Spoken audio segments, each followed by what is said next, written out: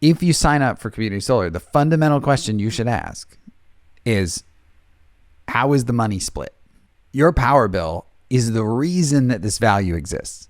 So if you work with a community solar company who says, come subscribe to this community solar farm and I'll save you 5% on your power bill. The immediate place my mind goes is like, well, how much money are you making?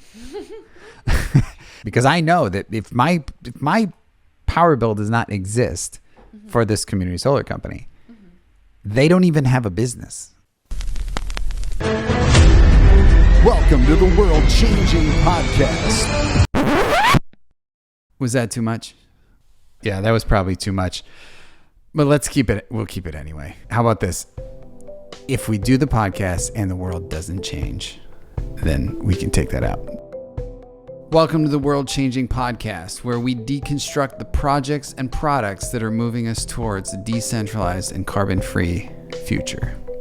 We'll talk to skeptics, supporters, and innovators in the fields that depend on electricity to run their industries, which is changing every single day. I'm your host, Greg Robinson, co-founder of Aston Labs, a decentralized infrastructure company. And on the other side of the camera here, we have Flo Lumsden, our producer, and she will make sure that the train stays on the tracks while we do this. Welcome to the first, it says Greg-Isode, but it's like Greg-Isode plus Flo. It's a Greg-Flo-isode. So these are really interesting. I like these because it allows us to sort of dig deep on topics, and I get to be overly opinionated. Flo gets put on the spot and gets quizzed at the beginning and at the end to see how we're doing. Today, we're going to talk about community solar, and we're going to dig into that topic. It's one that is going to start showing up for people on their social media ads and in their mailboxes. So it'll be fun to get your perspective. Your perspective, Flo's perspective. Get Flo's perspective as a consumer of like what this is, and just really get down into the details. And we're not, a lot of times if we have a guest on, like they have a really deep understanding of a topic, they may be like super biased about if this is the greatest thing that's ever existed or if this is like the silver bullet solution for the world. So these are really cool episodes because we just get to dig deep, and it's totally self-serving and fair game. Fair game. That's right. And self-serving, but also it's a way to introduce topics. Some of you listeners may already be experts on these topics, but maybe you'll enjoy our perspective as well. Yeah. And then we can carry that conversation. And maybe you won't. But then we can carry the narrative forward in the future. That's right. Episodes and build on what we're discussing today. Yep. Here we go.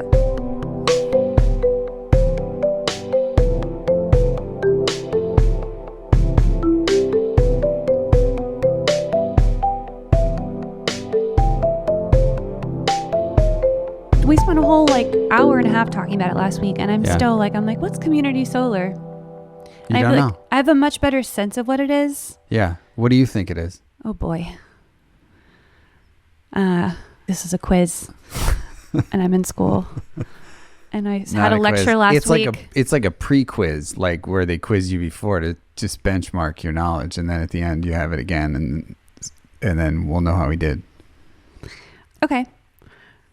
What I have in my mind right now about community solar is that it is a new, concerted, government-endorsed or supported effort to allow individuals to buy quote-unquote solar power to offset their bill or to replace part of their bill.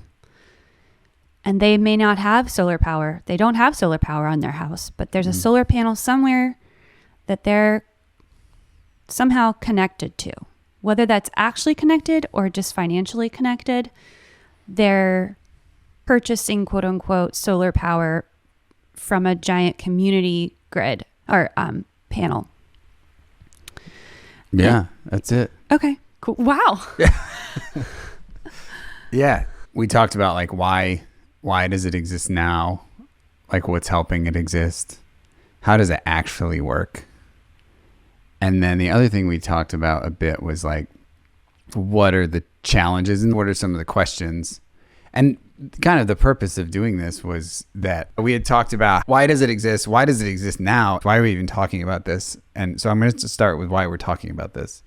So the reason we're talking about it is more and more states have started to adopt this regulation or legislation to let this idea of community solar exist so that people basically, as you said, can subscribe to fields of solar panels. So, and there's one fundamental reason, which we'll get to, that they're letting you do this. And it's not so that you can feel good about yourself that you're buying solar power. I mean, maybe that's what it is, but you're really not directly buying solar power in all cases. And we'll get into that too. So the reason we're doing this is people are going to start to get things in the mail about community solar. It's going to come in many forms. You can't put solar panels on your roof, so subscribe to this. They might call it a solar garden. They might call it a community solar. And some very poorly marketed efforts are going to be called virtual net metering, if anyone calls it that. They might actually know what they're talking about, but it's going to be pretty bad marketing and probably have pretty low adoption if they call it that. So that's why we're doing this, is to make sure that when people start to get that marketing in their face, whether it's on social media or whether it's coming into your mailbox, like so that people can kind of interpret what is it. So what is it? The main regulation that's come up, and this has been around for a long time, it's just now starting to get traction. It's called virtual net metering. And there's this policy that came on a long time ago called net metering. And the idea was if you put solar panels on your roof, and of course you only make solar power during the day, so you're using solar power during the day, but you're probably shoving some of the electricity back onto the grid during the middle of the day, just because you're probably making more on your home than you're actually using at that moment in time. And so you'll start to push electricity onto the grid, and then at night, you're just, all of your electricity is going to come from the power grid. And so you're making more during the day, you're not making enough at night. This concept of net metering is completely a regulatory construct. It's not actually how electricity works, but it was a way to basically say, look, you make some in the middle of the day extra for the grid, they'll give you some essentially for free at night, since you made some extra during the middle of the day. So this regulation was really what unlocked the solar industry altogether, residential solar. So the reason companies like Solar City or Sunrun or any of those companies popped up is they're like, finally, this makes sense. We're not just going to dump electricity onto the grid and give it to the power company. Yeah. There's got to be some kind of quid pro quo. We're not going to get into this today, but there is a deep rabbit hole that you could go down into about whether that's fair. Who's getting the better? Is the homeowner getting the better end of this deal, or is the grid getting the better end of this deal? We won't get into that today. So that's why that was net metering. So originally net metering existed for a rooftop and a homeowner. Well, then somebody, I don't know who, said, well, what if I don't have enough roof space? So then somebody else somewhere said, well, what if we stick them out in the middle of a field and kind of do the same idea, where the middle of the field solar panels will make some extra power, dump it into the grid. We'll get a bunch of money back. And then, well, at least we let's see if we can get the utilities to give us some free power at night if we dump some in during the day. Which is a little bit of a stretch. I mean, we're already sort of like, bending the entire construct of running a power grid, right? So then they were like, well, if the solar power is way over there and it's not on my roof, then how do I balance how much is being made out there in the field to how much I'm using in my house? Like, now I need to know three things. I need to know how much power is being made out there. how much is my home using at this moment? And then how much are all the other homes using at this very moment while that solar farm over there in the field is making power? So now we have like this math problem that we have to do. And the easiest thing to do is just sort of like sum it all up for the year, whatever's made, and then subtract out all the stuff that you use at your home and all of the other people who have subscribed to this field of solar panels have used. And we just do a little math problem and we say, okay, well, you all used 100% of what this field used. And so now we'll just say nobody owes a power bill anymore. That whole entire concept, that whole math problem that's going on sums up to this sort of poorly marketed term, virtual net metering.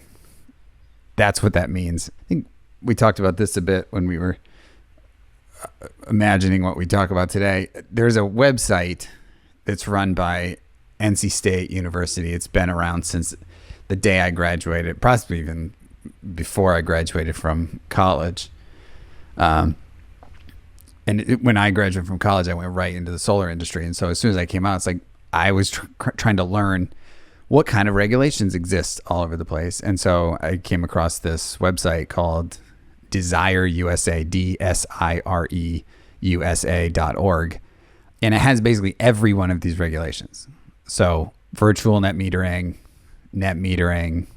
any of these things will be found in this big database. And so there's a growing trend of states adopting this ability to basically allow homes to subtract the power that they use from the amount of power that's made by some field of solar panels over the middle of nowhere. So yeah, that's virtual net metering. That is how this whole entire concept exists, is this sort of agreement between the utility company and the legislators, regulators, and math. Basic addition and subtraction. And so what this does, this is very important. So what that does now is, if I just made some solar power out in the middle of nowhere and I dumped it onto the grid, sold it to the grid, they're probably only going to pay me a few cents for that power per kilowatt hour. We'll say 3 cents per unit, a few cents per unit. On the other hand, if I can subtract the amount of units my home uses from that, I'm actually getting this value as a homeowner. I'm getting this value of like my entire cost per unit. My entire cost per unit as a homeowner is going to be around, let's say 12 cents. So if I'm a company who just dumps solar power onto the grid, I might get paid a few cents. But if I can use it against a homeowner's power bill, I all of a sudden, as a solar farm owner, can get paid can get like 12 cents or more value from this. So if you just think about it, that means that virtual net metering, although it's this very simple math problem we're doing between the utility company and the homes that are subscribed to it, there's 4 times the amount of revenue that's being made by this farm. So that construct alone has now made a lot of people with money say, yeah, we should probably buy some solar panels in the middle of fields. Okay. Because now I have all of this extra revenue that I can make that I couldn't make before. Yeah.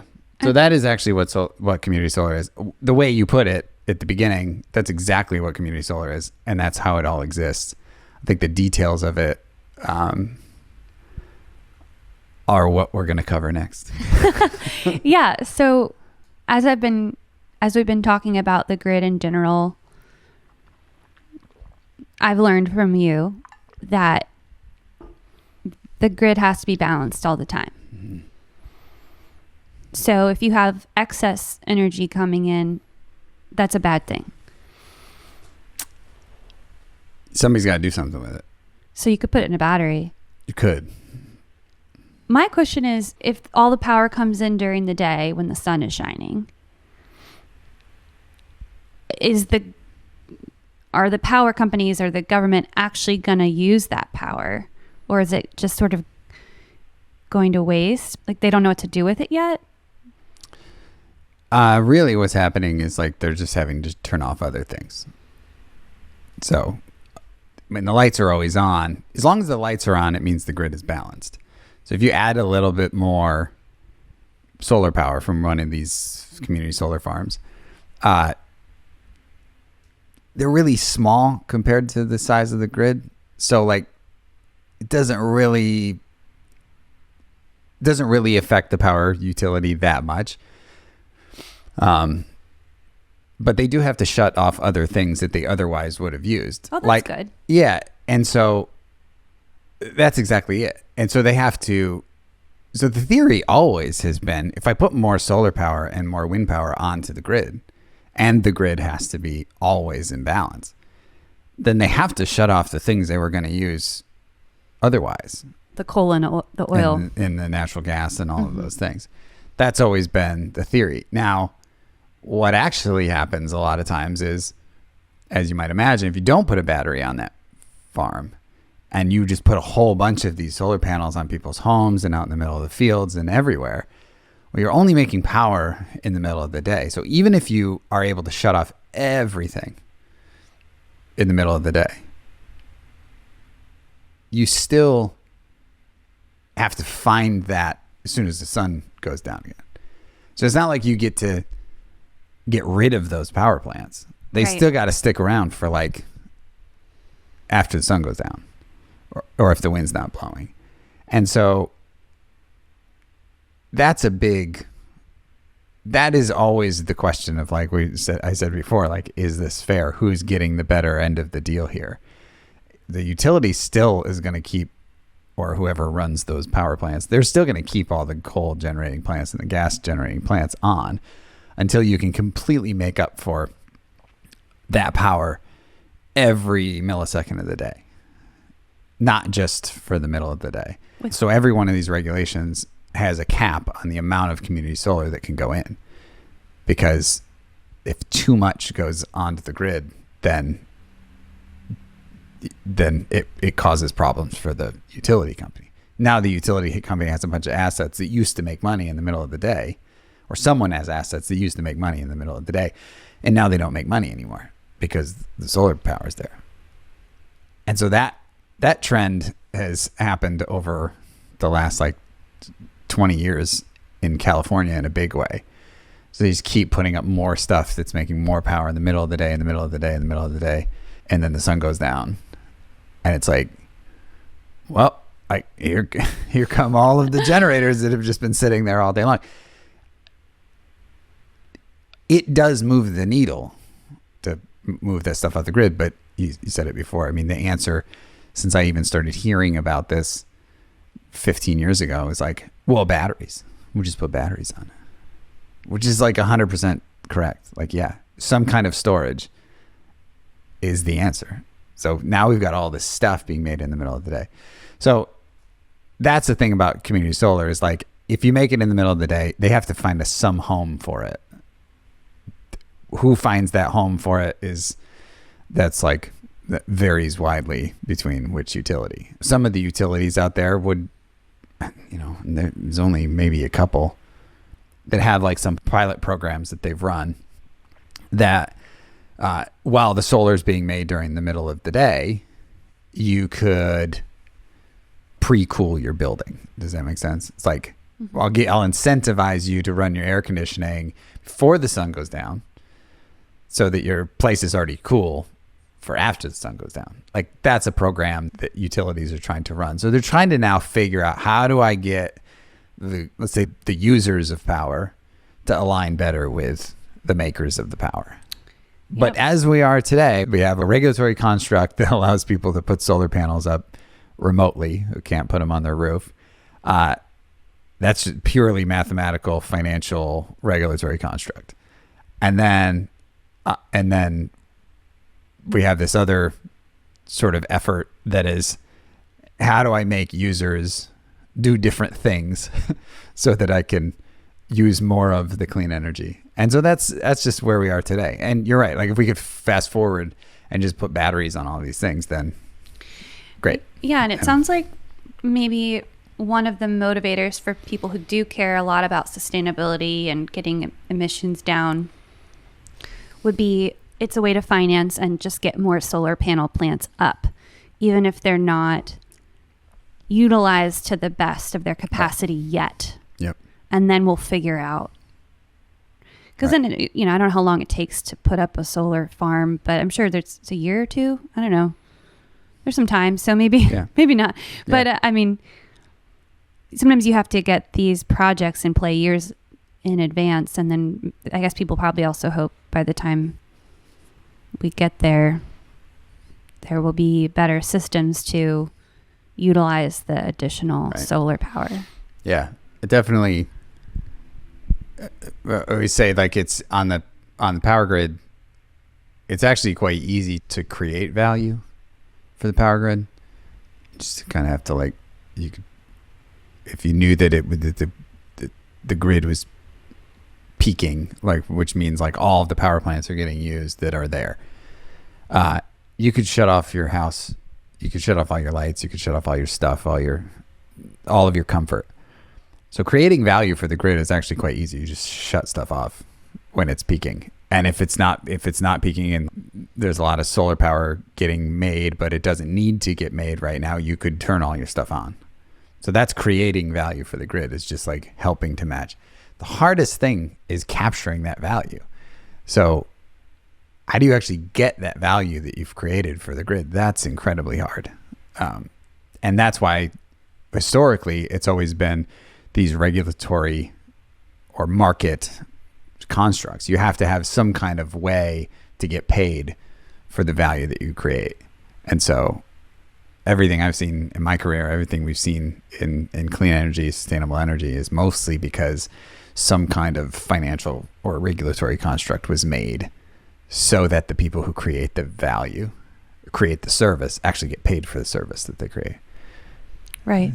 It seems so logical in every other market. It's a really hard market.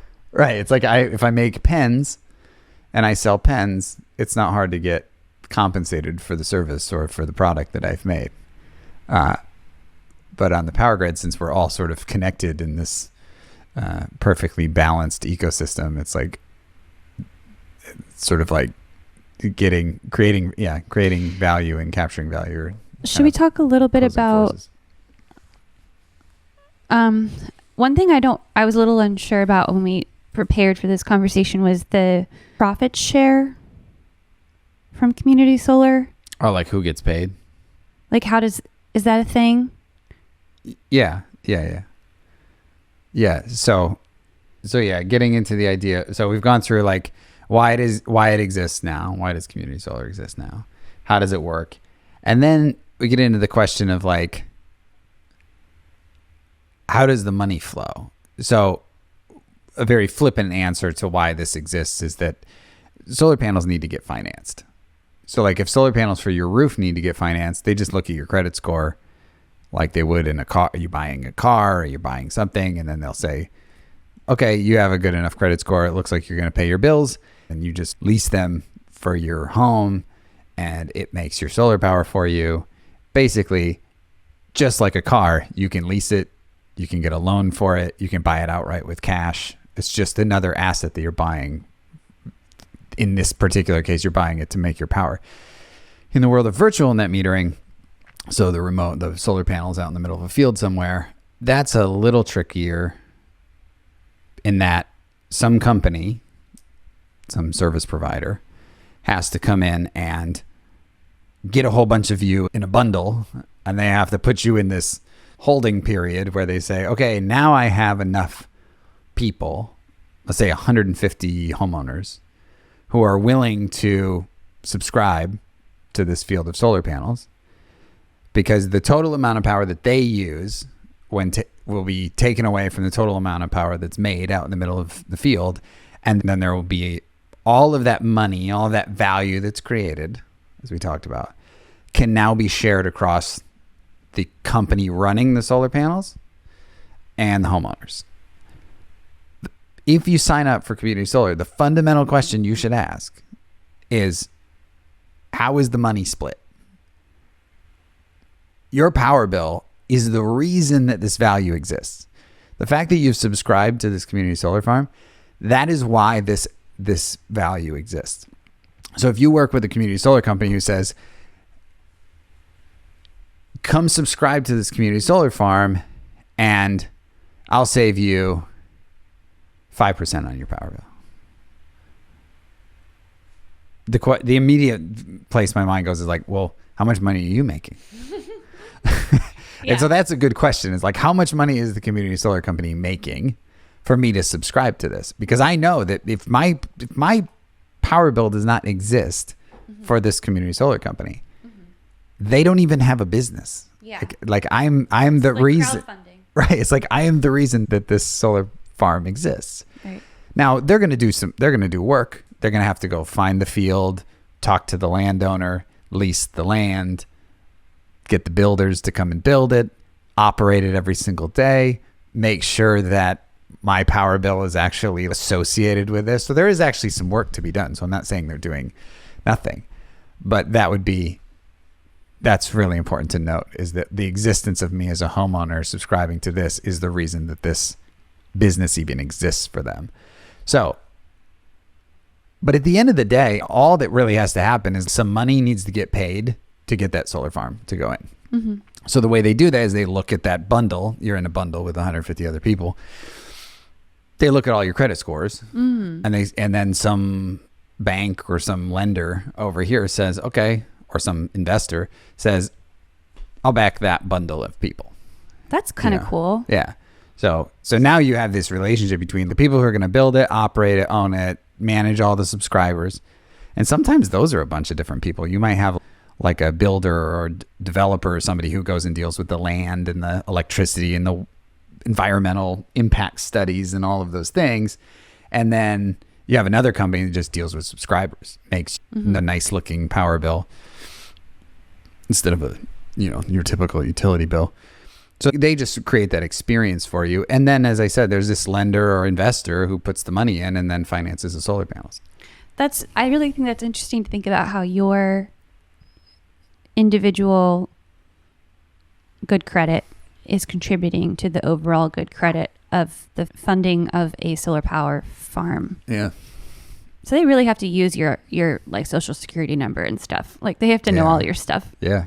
And then they have to pass it on to another party, a bank or something. Yeah. Yeah, that would be, I mean, I guess you could go into those questions for people. Like I would assume if I was running one of these, I would make sure that I was anonymized. It's like this basket of 150 credit scores. It's probably even more than that. Like maybe they'll do 100 different fields of solar panels, which will actually have like 1,500 different or 15,000 different subscribers to it. And then they might say, this has an average credit score of 710 or something like that. And that's how they get their money, is basically through a lending program, the same way as like somebody financing cars or selling cars would do it. Mm-hmm. And it's like we talked about, it's the power of networks. Yep. And being able to, have access to solar or to support solar farm development. Right. As part of a group. Yeah. And it's interesting because it's what's really fascinating is like the idea of everybody being able to get together in this group and subscribe to a community solar farm. I remember some of the first, used to call them solar gardens or community solar gardens, and I was like, okay, well, we're going to get together 40 or 50 people and we're going to get the big field. It's going to be a big open field. And we're going to put a big table, like a banquet table out, and we're going to get people to walk up to the field and sign up, and then they'll have to sort of sit around for 18 months, and then we'll call them 18 months from now and be like, hey, remember how you walked out to that field last year? Yeah, it's time for you to start paying us now. Like, that's a terrible user experience, but the early adopters of community solar, that was the experience. Companies have figured out now how to sort of sell, basically sell like renewable energy credits or something, or offsets to people, and then give them this experience of buying credits and then sort of shift them over. So now they've got them on the product. So now they can just look and say, oh, I already have 150 people on this product. Now, 18 months from now, I'm going to start to subscribe them to community solar. So it's not so much of a experience of like you walk up to a field, sign up at a banquet table, walk away. 18 months from now, you're subscribed. You don't have to wait anymore. They've figured out a way to sort of hack that gap. It was always hard to kind of corral people and keep them in the pen, because who knows if 18 months from now, once you've built this thing, if people are still going to be even living there. Maybe they sold their house, they're not even subscribed anymore. So that was something that had to be figured out for this to actually be a product that could scale. And I think now there's enough companies out there that are serving individual customers. I mean, these could be retail power companies, some states, not North Carolina, not Washington, but states like Pennsylvania, New York, Connecticut, Texas. Like, these are, I shouldn't mention Texas. I shouldn't mention Texas because I don't know what their net metering. We can look that up afterwards and put that in the notes. I don't know what their net metering laws are there. So I don't know if this is even possible. So this is happening already? Yeah. Yeah. It's been happening for a long time. It's that quote of like, which I'm going to get this wrong, but it's like the future is here. It's just not evenly distributed. Yeah. You know, that idea of like, it's been going on for at least a decade and a half. It's just now, like I said, some of these bad user experiences have been fixed by smarter, not smarter, but just like more technologically driven companies. And so now they've figured out how to like corral people and then subscribe them to these farms. So that's more of like a business / entrepreneurial step. Yeah. Than a government. Yeah. Permitting step. I really hate this phrase, but they say it all the time in the energy business, which is opportunity follows regulation, which is so antithetical to like any entrepreneurial effort. It's like the idea that you have to wait for permission to go and provide value to people. That's is like, not what they do in San Francisco. They got robots delivering food, and none of that stuff's legal. Yeah, like I mean, Uber, not really. all of those things. I think in some ways you have to sort of show people what's possible, because it's hard for, and I do have empathy for regulators who have to somehow figure out how to keep up with all that. Because it's true, like people get burned by stuff. And that's the job of the regulators, to protect people from getting burned. And people could definitely get burned, like literally and figuratively, by electricity, because it's invisible. It's just some kind of financial construct that does something to the grid. So if you put a solar farm in your backyard and you didn't tell the power grid that you were going to do it, they're not going to know. They're not going to be monitoring it. You know, if it's really, really big, then you could actually make everybody's power go out and blow up substations and various other things just by putting like rogue power onto the grid. And so that constant balance makes it really tricky. But yes, this is completely an entrepreneurial effort that has made it scale. It had to start as like someone had to say, I mean, the difference here is like, the utilities, fine. It's like, sure, you want to put some solar panels on your house and stuff, but you don't want me to pay you anything for them? Okay, thanks. Some free electricity for me. But see, like that's where this particular regulation that allowed this community solar thing to happen had to occur for this entrepreneurial step to and scale that it. Regulation was the virtual net metering, where you get paid for the power you create. Yeah, you basically get to net it out against your power that you create. It's just like you make some and they'll give you some credits for it against your nighttime And it has to usage. be associated with individual home consumption. I think in some places, this may not be the same case anymore, but I do believe that in some cases, it's easier for these community solar companies to subscribe like one pretty large commercial customer, if they have commercial virtual net metering, or industrial. And that's also a thing, like a legal thing. Yeah. Okay. Like it could be residential, it could be commercial. Okay. They'll put like how many homes are allowed to subscribe. Like all of these are just different rules to keep it tamped down and not let it get out of control. Last I looked at it was like 40% of a community solar farm could get subscribed to by a commercial customer, and then the rest is 60%. I think that was really a way for the regulation to allow these community solar service providers to to scale because they were like, wow, that would be hard to Right. get 150 customers into this bucket. But if I could just get 60, you know, 60%. well, I was going to say if I could get 60 of those homes used by one single commercial customer, that's only one. That's not 60 different sales I have to make. Right. I can just make one sale and then I'll go fill in the other 90 homes. And are these regulations about commercial and residential virtual net metering, are they different per state? Okay. Yeah. Yeah, that's why I was plugging the desiredusa.org thing, is because like every single state is different. The caps are different. How close they're allowed to be is different. So you could have some places where it's like, you know, you can't be within 2 miles of each other. That's because you don't want the grid to get overloaded in one location. So you sort of spread it out. But yeah, state by state. What two things can't be within 2 Like miles? two solar farms. Oh. 2 community solar farms might not be able to be within like 2 miles of each other. And so if you were a really big landowner, let's say, and it was 2 miles from the, let's say, from the south end to the north end of your land, you know, you might be able to get 2, but probably only 1 on your land. So you could own a ton of land and think, whoa, yeah, I'm going to be able to cover this thing in solar panels and get leases from all these people. And it's like, you can't. Maybe not. Yeah, they'll cap like the amount.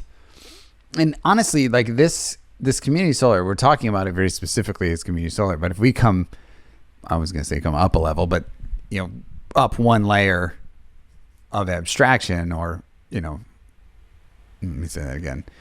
Basically, if we go to a more fundamental level than community solar, then this is really how, when you hear that Google's 100% renewable, really what's happened is they're doing the same thing in a way. They're like agreeing to pay a price. They're basically agreeing to like put up their credit against some big solar farm. So if that solar farm doesn't make enough money, Google will make up for it. That's basically what they've agreed to. It's like if Google gets the credit, I shouldn't say it like that. If Google gets the renewable energy certificates, which basically is like they made the power.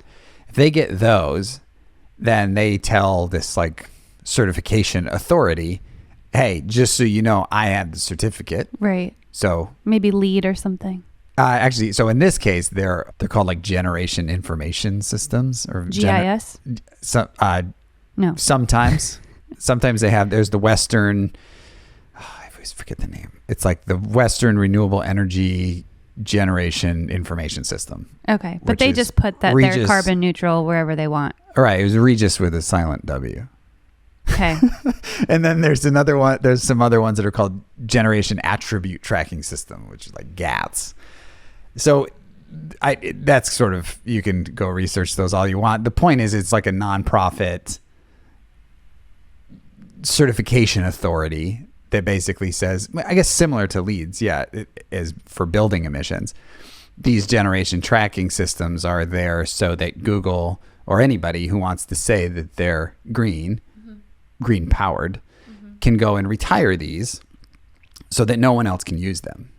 And so you go and retire them and you say, hey, I retired this many units of electricity for this year to these things of green electricity. And then look at my buildings, I used this much. So I used this much over here, but I retired this many credits. Right. No matter where I got those from, I still get to retire them. And then that's how you get to, that's one of the financial constructs that we've used to, and really regulatory constructs we've used to allow companies to say, I'm green powered. Still some questions around whether that, I still think it always comes back to the same thing. If you're a complete idealist or a purist, nothing's good enough. Not yet. It's not good enough until everything is run 24/7, not even 24/7, like literally every millisecond by, there's no averages. It would have to be every single thing that's on our grid right now doesn't emit carbon, and everything that doesn't emit carbon has been retired and shut down and isn't even allowed to be there. That's the idealist view. And all the other things we're talking about are basically like, how do I get these things financed? How do I get the revenue to flow to a company so that they'll actually wake up in the morning? Some entrepreneur or executive team or employees or whoever will wake up in the morning and work on this. Mm-hmm. So that's what all these things are for. I think one last point on this is community solar is fundamentally the whole program, virtual net metering, the community solar program, subscribers, the lenders lending against the credit scores. It's all just to get the solar panels and the project paid for. Mm-hmm. Yeah. Right. It's like, how do I get it paid for? How do I make people enough money so that it pays back the loan and it can get on the grid? So, and there are many, many constructs, but every single time somebody says, I'm buying solar power, I'm buying renewable energy, I'm buying this, it's like most of the time you're not buying it. Mm-hmm. Most of the time you're just like putting up your credit or your balance sheet to allow it to get financed. It's like moving little credits around, but they are supporting the projects and people and infrastructure that people are trying to create. It's just like it's all not perfectly connected yet. It's kind of like little pieces moving around. Yeah. The only people who are truly like, and again, like I hate to even get into this argument because I do think a lot about the actual grid, like what's happening to the actual physical infrastructure. Because to me, if we really want to achieve the goal of decarbonizing electricity fundamentally, is like, we got to get all the carbon emitting things gone. And so these are like all these little steps. It's going to be everything. We're going to have to use it all. And and every single thing you can do to try to get there, I think is important. I think it's also important to have conversations like this where actually you dig into the weeds. You're like, what's actually happening here? What am I being told I'm doing versus what am I doing? Yeah, right. It's not that it's bad. It's just that it's really complicated and it's been simplified. It's been simplified to make it easy to market and easily palatable so that people can there's a reason for that because it's so complicated. People just want to say, this is a good thing. Right. And it's important for us to not believe that the simplification of things is not people trying to pull the wool over your eyes. It's like, in fact, they're just trying to make it easier for you to understand this complicated concept. Yeah. But sometimes I've definitely fell prey to this in the early days of being in this industry. Because I was so focused on like, well, the actual electricity flow onto the grid at a certain point. Mm-hmm. And being so obsessed with that sort of makes you miss this whole thing. It's just like, well, that's fine. And that is required.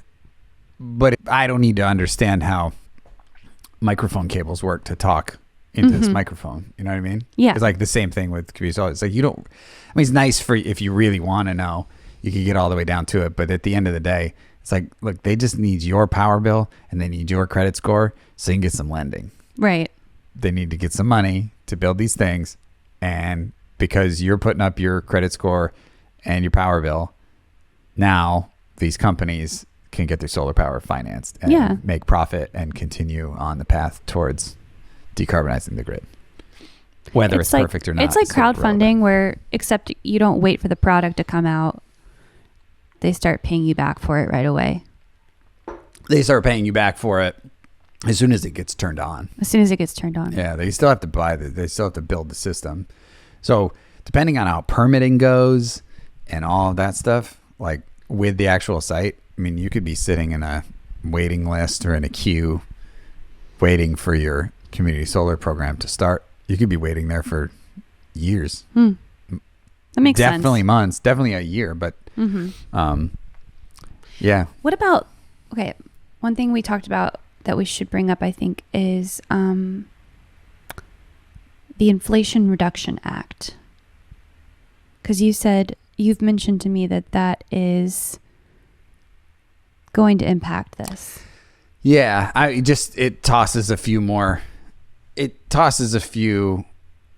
like federal policies on top of the state policies that make it potentially more beneficial. You can get more tax credits. So your financing theoretically could be cheaper. Do you have to? Sorry. No, I was just gonna say your money could be less expensive. The lenders could, take less return in the form of cash payment and take more of their return in the form of tax credits. So the federal government is supporting this. Yeah. With this new Inflation Reduction Act. Yeah.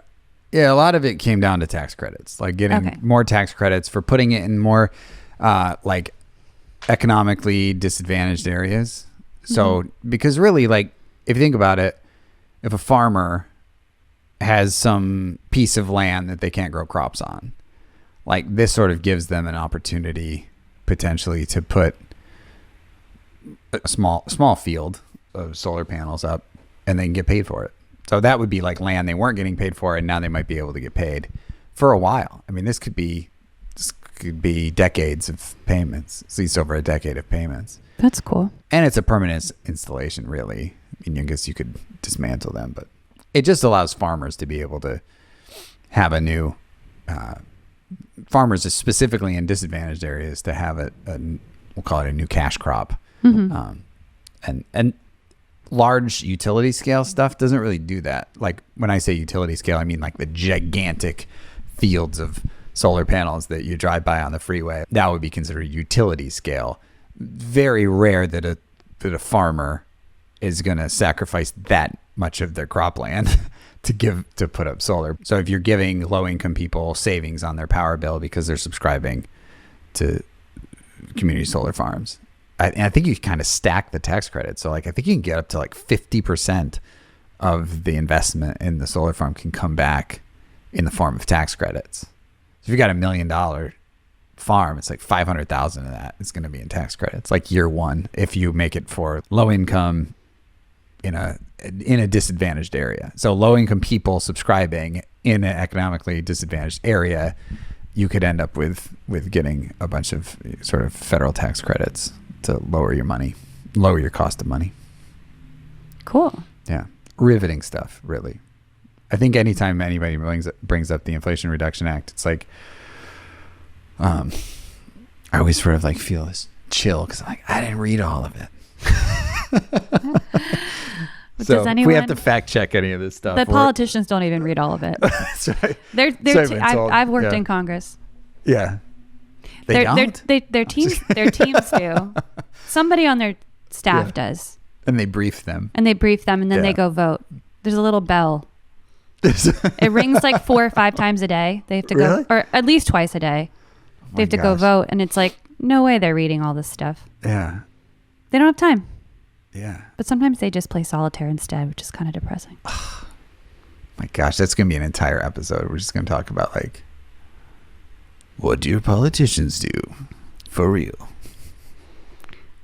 They pay their staff to work their butts off overnight, all day.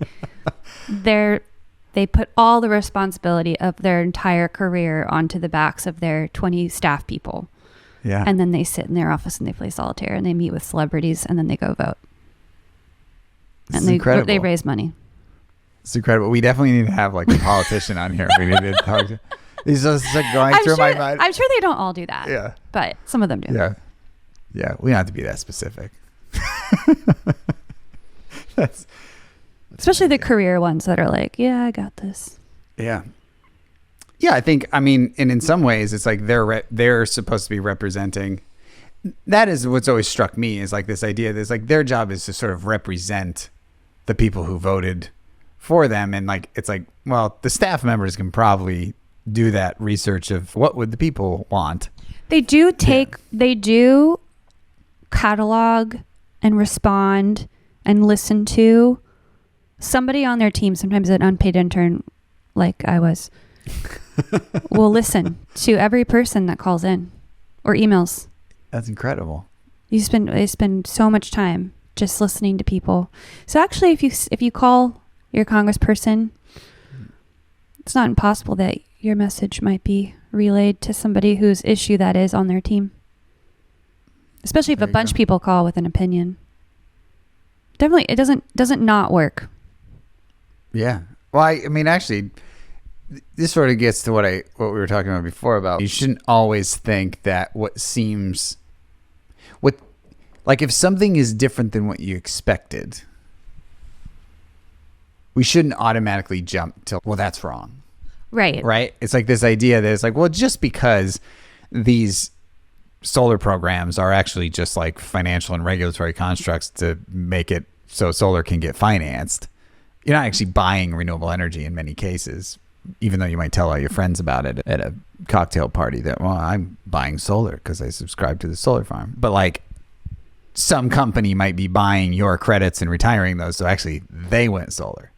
You just put up your credit score so that the solar panels could get financed. Yeah. Even though that seems weird, it's not inherently bad. Yeah. Just like it's not inherently bad that the person who's good at talking and convening people and they're good at marketing and staying high level and getting people rallied around issues aren't also the people who like dig deep in the email chains. Like, even though that might not be what we want to believe in an idealistic sense is going on, maybe it doesn't mean that it's such a bad thing. I think in a lot of cases, I know some politicians who probably would even say this, sometimes you don't really want the politician down at that level.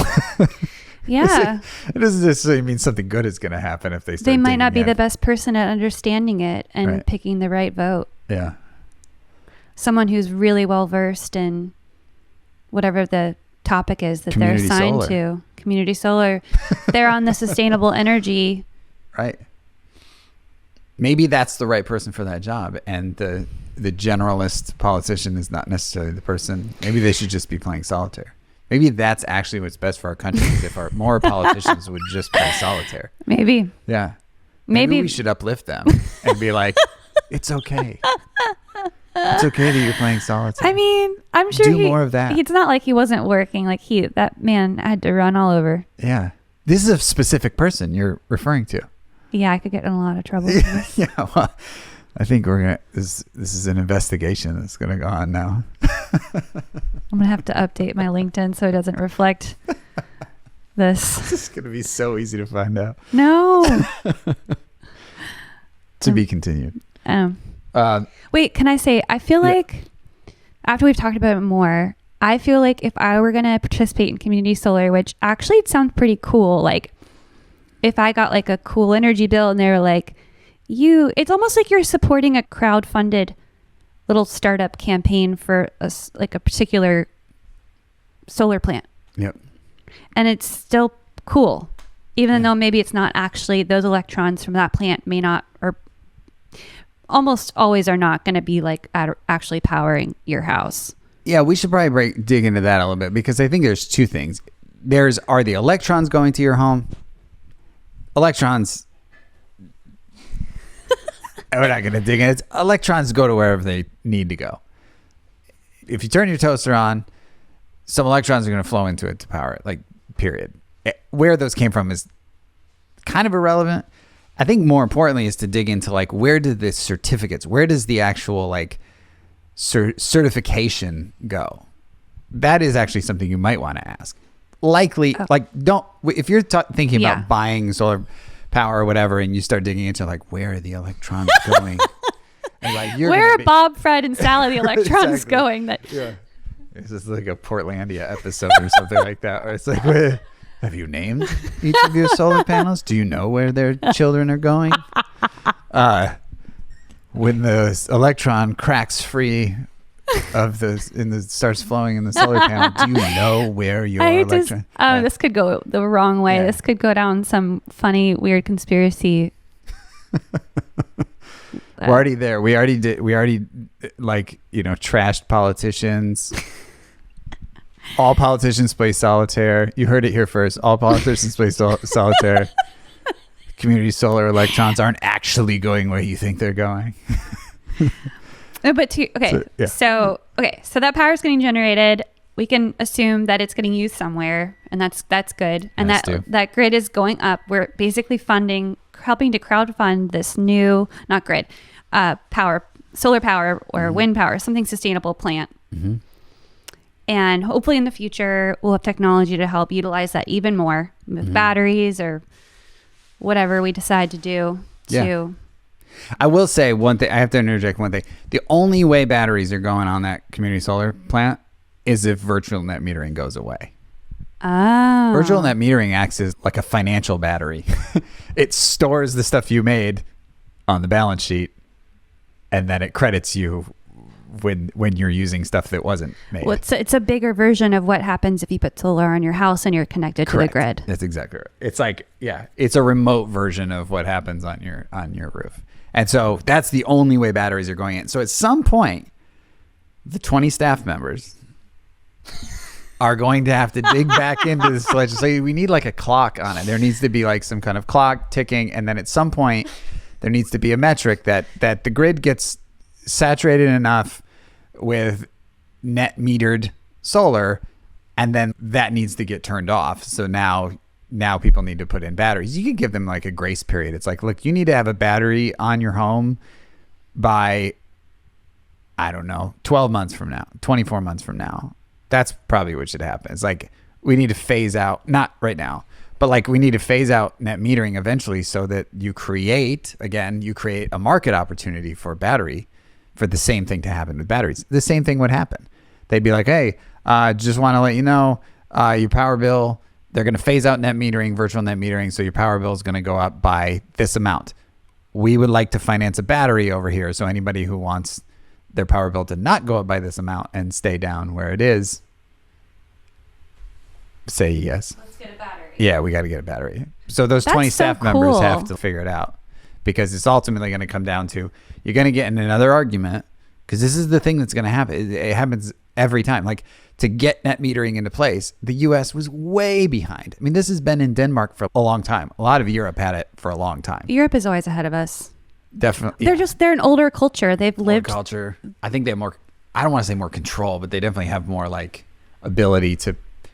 That's a whole nother conversation. Yeah, let's not go into that. But I didn't know this. I didn't know that this was something that had already been done in Europe, and it makes sense to me that we are now doing it now. Yeah, and we've been, like I said, we've been doing it in various places at various levels. We've been doing it for a couple decades now, at least a decade and a half, and I think that. But again, like, it was hard to get past. We were behind getting it passed, so it's likely we'll also be behind phasing it out. Yeah. Well, because now that it's there, it's going to be harder for people to be like, I mean, I think what has to be made is like the economic argument for batteries needs to be made, and the fact that like, hey, now we can take this like middle of the day solar power, which is not really needed, and we can start like putting it in the night times in the bank. Yeah, put it in the storage bank, and then bring it back. Financial bank. Yeah, in this case, so batteries are an electron bank.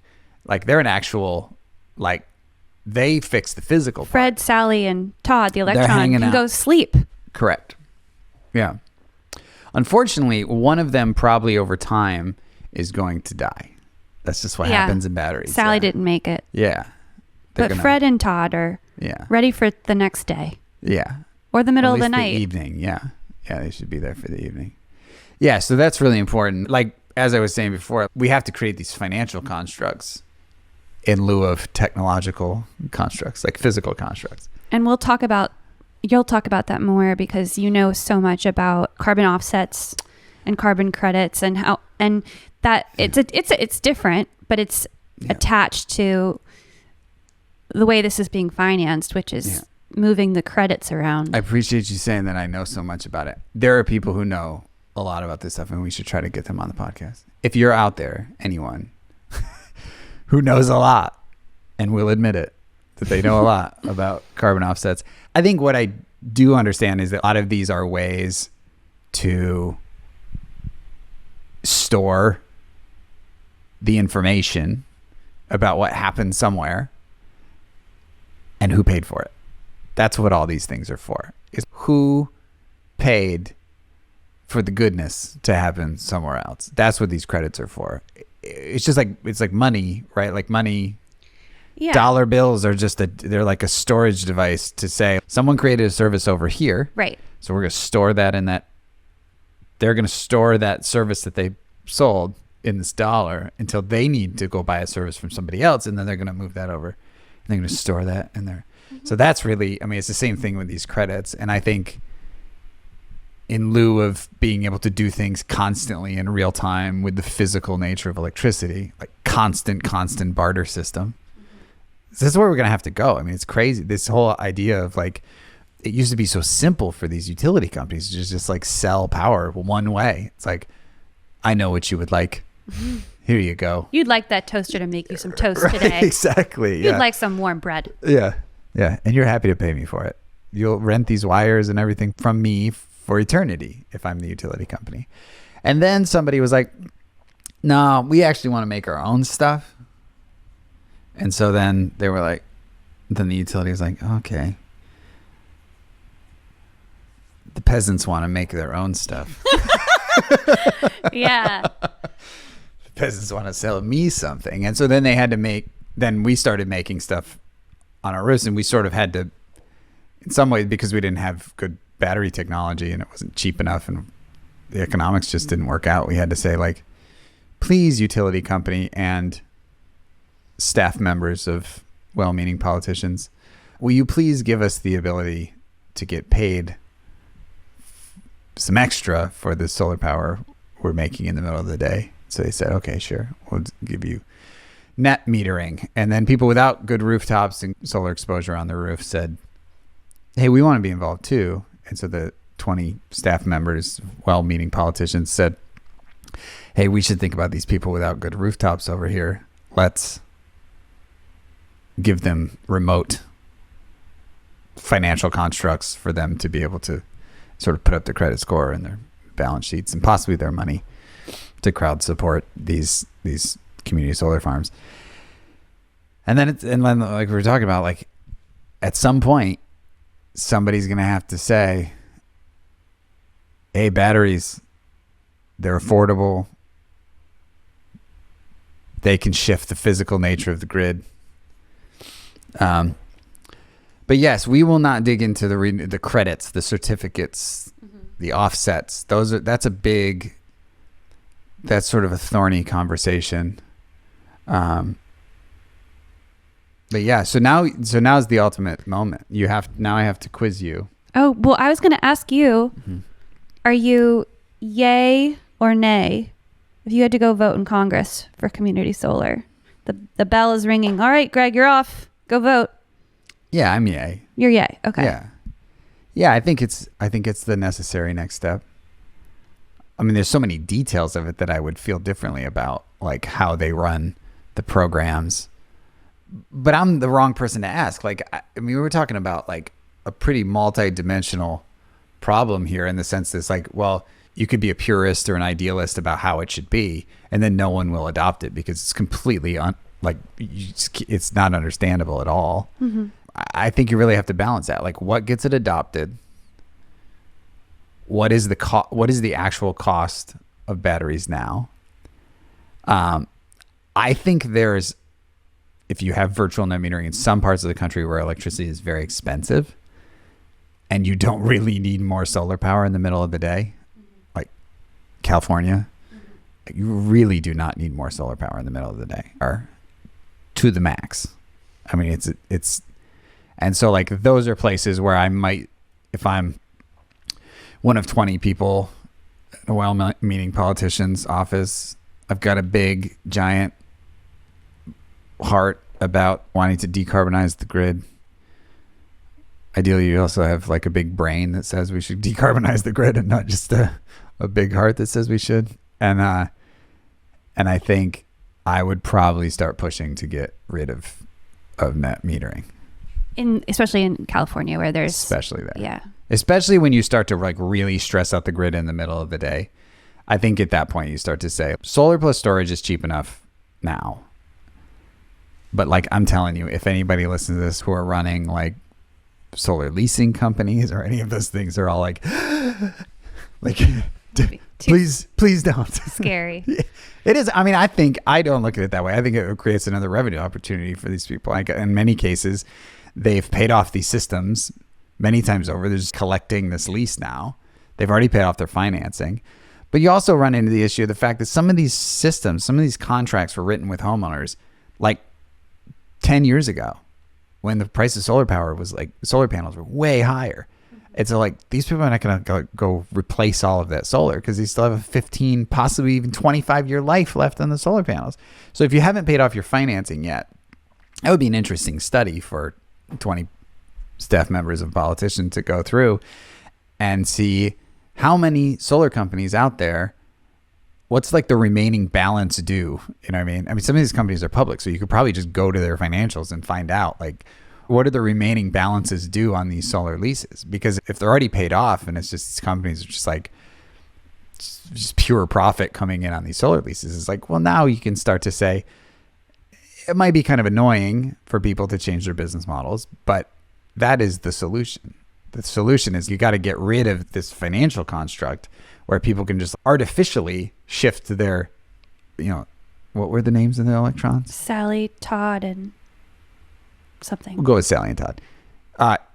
To shift those to the evening, put them in a battery, shift them to the evening. That's not going to, like I said, that's not going to happen with virtual net metering and net metering. It's just, there's just no economic reason for anyone to change. Right. And nobody's going to do it out of the kindness of their heart because nobody's going to finance those batteries unless there's like actual money flowing in for providing them. So I know I just said yay, but I say yay with like, I'm yay community solar where it economically makes sense. And right now. Yeah. Not forever. Not forever. No. And should we mention that you might have a friend from a community solar company? No, that's not very firm. But Oh. I will say I have a friend who has told me that he knows somebody. So like a friend of a friend who might be able to come on and tell us all the things we got wrong. Okay. Cool. Well, I think we're good for this Greg-isode. Well, you have to, no, we have the final quiz. Oh, okay. I'm ready. What is community solar? It is a business that is receiving incentives from the government and the power companies to find individuals and corporations who would like to invest in the development of a solar farm that they can all share the rewards of. That's close. The only edit would be like these individuals and companies may not invest. They invest in the sense that they're just paying back the loan. Like the actual people investing will be some bank or fund or something like that. So some fund. They participate. Yeah, they're putting up their credit scores and their balance sheets or their. Do they have to commit for a certain amount of time? Yeah, usually a commitment. There's a contract. Yeah. So that's an important, but that's exactly right. I mean, it's basically these people are gathering around to support this solar project and really just to get it financed. And then once it's financed, then who pays it back? The people who subscribed. It's a cool construct. Okay. But again, like it has a expiration date. And I guess my only hope is that people are paying attention to that expiration date. Because the companies running the community solar subscription, they're a perfect group to also run the battery situation. So it's not like they're going to go out of business or you're like putting these community solar people who have done a great job of acquiring customers. Acquiring customers is expensive. You got to pay for all those ads and mailers and campaigns and all the things that you do. And so once you've acquired a customer, you don't want to lose that customer because some regulatory construct puts you out of business. So they're a logical group to also then go put batteries in. Yeah, maybe they could lobby for it themselves. Maybe. But now you're asking these people to lobby to have to change their business models. Oh yeah, they're probably not going to want to do that. That's one of the questions we should ask if we do get somebody on about community solar. That's a good point. Well, thank you for educating me on this topic, and I look forward to our next Greg-isode. Thank you. Thank you for taking the quiz. You're welcome. Yeah. You got like a B+. Yay. That was my normal, that was my grade I always got. It was like an B+. A- or a B+, which I always felt like Yeah. was good enough. The balanced life. Balanced life. Yeah, that's what B is for balance. B is for balance. A is for anxiety. Anxiety. All right, that's good. Okay. Yeah. This is exciting. Yeah. That was fun. That was fun. I want to just do more of these. Thanks for tuning into this episode of the World Changing Podcast. Be sure to follow us wherever you get your podcasts, Spotify, Stitcher, YouTube, to hear the latest episodes.